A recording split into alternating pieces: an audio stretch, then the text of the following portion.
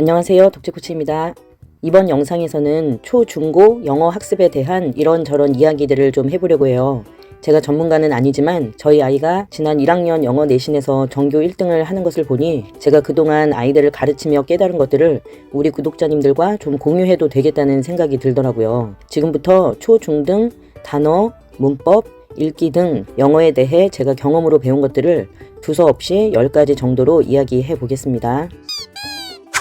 첫째, 초등 때 단어장 암기는 도움이 거의 안 된다. 저희 큰아이는 중학교 2학년 중후반 정도부터 고등 단어장 회독을 했었고, 그 전에는 제가 영상들에서 계속 이야기했듯이 학습하고 있는 텍스트의 단어를 암기했었어요. 저는 어떤 글이던 아이들이 반복해서 읽게 하고 있는데요. 반복적으로 읽은 글이기 때문에 단어 암기를 효율적으로 하게 되고, 여러 의미를 가진 단어의 쓰임새도 문장 속에서 자주 만나기 때문에 익히는 것이 효과적일 수밖에 없죠. 하도 유명한 단어장들이 많아서 저희 막내에게 단어장 암기를 한번 시켜본 적이 있었는데요. 맥락도 없이 단어와 한글 뜻을 매치시켜서 외우니 금방금방 까먹게 되고, 여러 번 암기를 시키면 오히려 단어의 순서를 기억해서 뜻을 맞추더라고요. 한 열흘인가 하다가 덮어버리고는 다시는 펼쳐보지 않게 되었어요. 읽었던 텍스트의 단어는 기억에 오래 남기 때문에 잘 까먹지 않게 되는데요. 단, 단어 누적 테스트는 주기적으로 해주는 것이 좋아요. 단어장 회독은 중학교 2, 3학년부터 하면 효과적인데, 스스로 최소 5회독은 할 수 있는 능력이 있어야 하기 때문이에요. 요즘은 클래스 카드 같은 어플이 있으니 단어를 보는 동시에 뜻이 튀어나올 때까지 회독을 해야 하고, 그렇게 된 이후에도 주기적으로 회독을 해주어야 독해하면서 바로바로 해석이 가능해지게 되겠죠. 둘째, 초등 문법과 구문학습은 한 번에 되는 것이 절대 아니다. 초등 고학년쯤 되면 기초 문법에서 시작해 구문 학습을 하게 될 텐데요.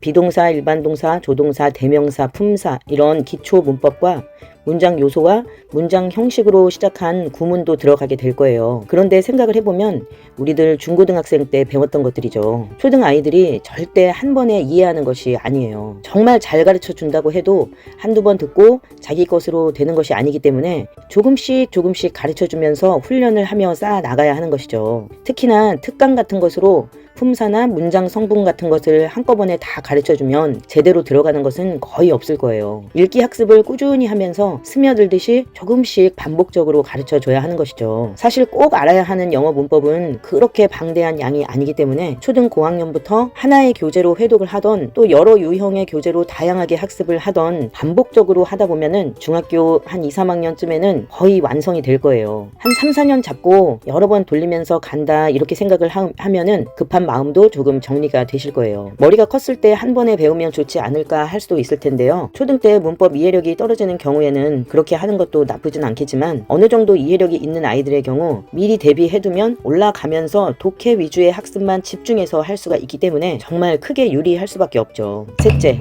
뭐니 해도 읽는 것이 가장 중요하다. 읽기의 중요성은 아무리 강조해도 지나치지 않죠. 저희 아이들은 영어 학습 시간이 길지가 않아서 다른 최상위권 아이들보다 읽은 양이 현저히 떨어지긴 했지만, 그래도 매일 뭐라도 조금씩 꾸준히 읽어오긴 했었어요. 원서 읽기에 다들 관심이 많으신 줄 알고 있는데요. 아마 생각처럼 진행이 안 되어서 걱정도 많으실 거예요. 하지만 입시가 목표라면 대부분의 아이들에게 적용하기 쉽지 않은 원서 읽기를 반드시 고집할 필요는 없다고 생각해요. 이 이야기는 뒤에서 다시 해보겠습니다. 넷째, 초등 땐 쉬운 걸 읽히는 게 남는 것이다. 저희 막내는 큰 아이가 했을 때에 비교해서 문법과 구문 학습을 아직 많이 진행하진 않았어요. 기초적인 문법과 문장의 형식만 간단히 가르치고 독해서를 계속 읽고 있는데요. 신기하게 독해도 잘하고 말하기도 어설프지만 곧잘 구사를 하더라고요. 이유를 곰곰이 생각해보니 큰아이에 비해 막내에게는 쉬운 글을 정말 많이 읽혔었거든요. 쉬운 글을 반복적으로 많이 읽게 되면 영어 문장이 뭔가 리듬감 있게 입에 붙게 되는 것 같아요.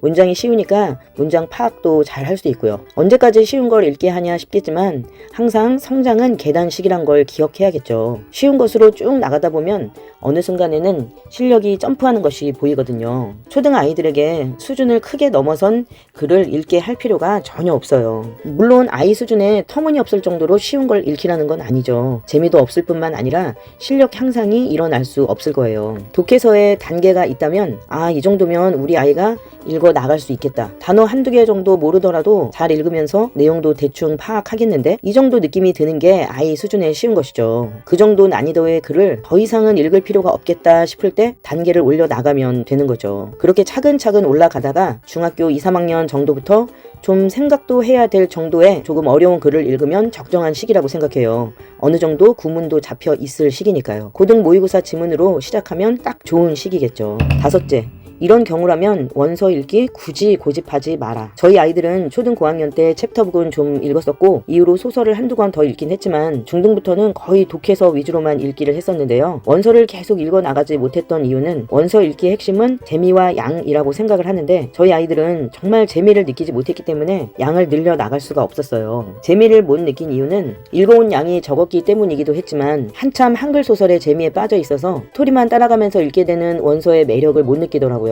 아무래도 구석구석 재미난 요소도 느껴가면서 읽어야 하는데 한글 소설 수준에 맞추면 너무 어렵고 원서 수준을 낮추자니 유치해서 재미없다고 하고요. 그렇다고 한글 독서처럼 읽는 시간을 확 늘리기에는 저희 아이들은 하고 싶은 게 많아서 그것 또한 쉽지 않더라고요. 그리고 저는 제가 이것을 끝까지 밀고 나갈 수 있을 것 같지가 않았어요. 자꾸 내용을 알고 읽는지 확인하고 싶고 양을 늘려가는 것이 안 되다 보니 불안감이 많이 드는 거예요. 그리고 무엇보다 결정적인 건 저희 아이가 중학교 2학년 중반쯤부터 고등 모의고사 독해를 하기 시작했는데 이런 말을 하더라고요. 엄마, 모의고사 독해를 해보니까 원서 읽기랑 결이 너무 다르더라고. 나는 원서가 아무리 재밌다고 해도 모의고사 공부를 해야 불안하지 않을 것 같아 라고요. 저희의 목표는 고등학교 내신과 수능이 목표였기 때문에 아이 말이 맞다 싶었어요. 입시가 목표라면 아무래도 불안한 요소들은 제거를 해야 했으니까요. 인강이던 학습 교재던 우리나라 학습 컨텐츠들은 우리나라 입시에 최적화된 커리큘럼이라고 생각을 해요. 영어 학습의 목표가 다른 것에 있다면 모르겠지만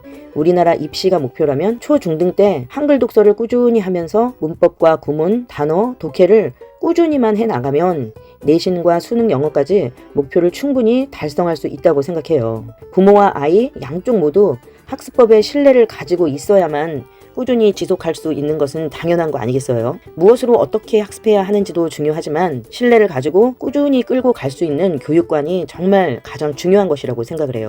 여섯째, 중등 내신을 대하는 자세는 최상위권과 중위권을 다르게 한다. 저희 큰아이는 구문 독해를 잘 가르쳐 두니까 중등 내신은 따로 공부를 안 해도 점수가 잘 나왔었는데요. 저희 조카는 자기 학년에 맞는 독해서도 요창하게 읽고 문제없이 독해를 잘 하는데도 불구하고 중등 내신 점수가 기대와 다르게 나오더라고요. 원인이 뭔지 답답했는데 내신형 학습을 시켜본 적이 없어서였던 것 같더라고요. 이렇게 평범한 아이들은 내신 준비를 위해 3,800제 같은 교재로 훈련을 좀 시켜야겠구나 라는 생각이 들더라고요.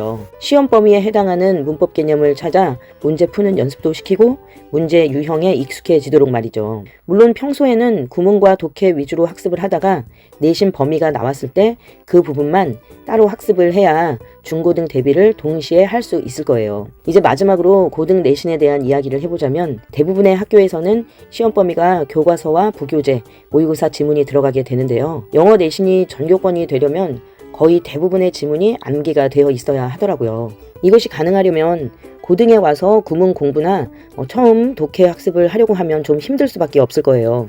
잘하는 아이들은 이미 범위의 내용 분석은 시험 준비가 시작되기 전에 끝나 있고 본격적으로 시험 공부를 시작하는 약 4주 전부터는 암기가 시작되고 있으니까요. 고등 내신을 준비하면서 해석과 구문으로 끙끙대고 있다면 시험 준비가 굉장히 힘들어질 수밖에 없어요. 그러니 중등 때 문법과 구문 학습을 완성하고 진학을 해야 한다는 것이죠. 단어 회독도 마찬가지고요. 초등 때는 많이 읽고 초등 고학년부터 고등 진학 전까지는 문법과 구문 실력을 빵빵하게 갖추면서 독해와 단어 학습을 꾸준히 지속해주고 있다면 고등에 가서 해야 할 것들을 해나갈 수 있을 거예요. 엄청나게 해야 할 것 같지만 1시간씩만 매일 학습을 하면 정말 가능하고도 남죠. 그리고 고등 내신을 열심히 공부를 하면 모의고사 실력이 더불어 올라갈 수밖에 없더라고요. 그렇게 많은 문장을 암기하면 문장 구조에는 정말 빠삭해질 수밖에 없잖아요. 복잡한 구조의 문장을 그렇게 암기하는데 실력이 오르지 않는 게 이상한 거죠. 그리고 읽어도 뭔 소린지 모를 정도로 고난도 독해를 잘하려면 스스로 많이 읽고 생각해 보는 것 말고는 무슨 방법이 있겠어요. 처음 보는 글을 읽고 바로 뭔 소린지 알아내는 능력은 스스로 이해해보려는 꾸준한 노력과 좋은 문장들을 많이 내 것으로 가지고 있을 때 가능해질 거예요. 대부분의 학교는 범위의 지문만으로 출제가 되지만 외부 지문이 나오는 학교들도 더러 있기는 하더라고요. 성실하게 실력을 쌓아 올려 나가고 있으면 시험 범위에 처음 보는 외부 지문이 나오더라도 능히 풀 수 있는 실력을 갖추게 될 것이고, 그런 학생들이 좋은 등급을 받게 되는 것은 당연한 결과일 거예요. 오늘 제가 준비한 내용은 이 정도인데요. 궁금한 것이 있으면 댓글로 물어봐 주세요. 영상을 끝까지 시청해 주셔서 감사합니다.